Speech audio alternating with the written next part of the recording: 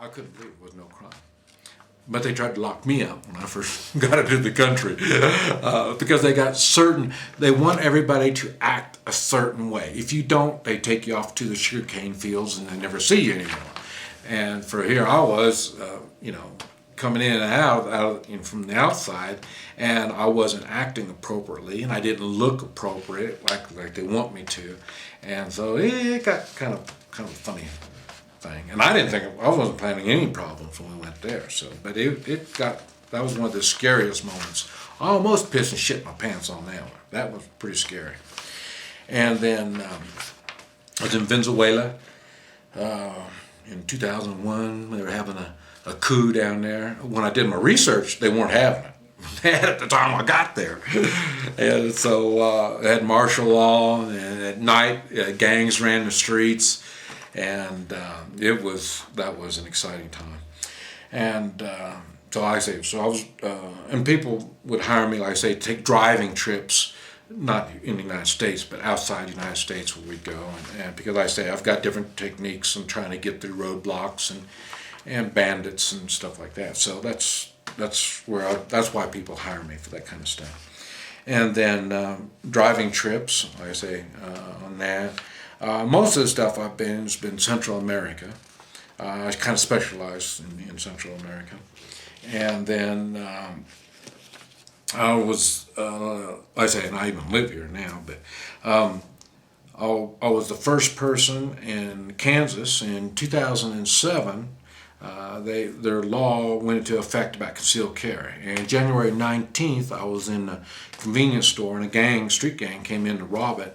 And when they turned on me, I opened up on them. So that made me the first person to use concealed carry to stop a crime in progress. And that was interesting.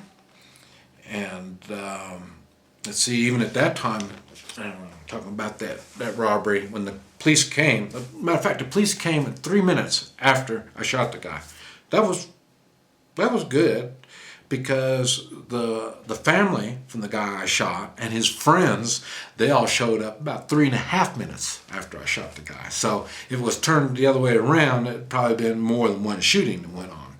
So, and I asked the cop, I said, man, I wish you would have come by and you would have seen this guy holding the gun, and then I wouldn't have had to shoot anybody.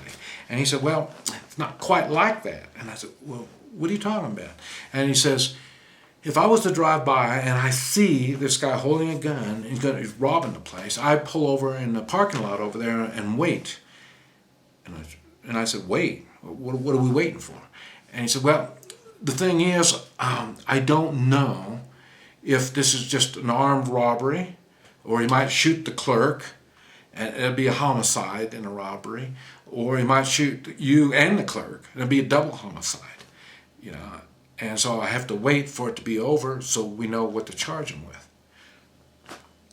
That changed my whole attitude when it comes to carrying a gun and self-defense. And I've taught people that the police job is to make a report, and that just confirmed exactly what it is, because that's what they do, is make reports.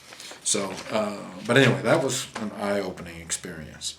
Okay, and I traveled on a motorcycle with my dog.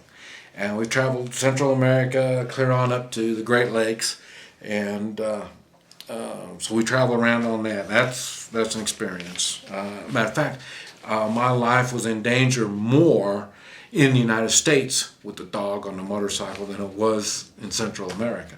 They're scared of dogs in Central America, and in the United States, it must be dangerous to have this dog on a motorcycle, even though we've driven over 40 or over 60,000 miles. They say it's dangerous, and so we can't have that dog, and so then they end up wanting to confiscate the dog. So there was more danger in the United States on the motorcycle with the dog. And I say I've always, since I was a little child, I've always studied and practiced with ancient weapons. I love weapons. Just plain, I love weapons, any kind of weapon. And ancient weapons is great. Spears, knives, slingshot, bow and arrow. I love all that stuff.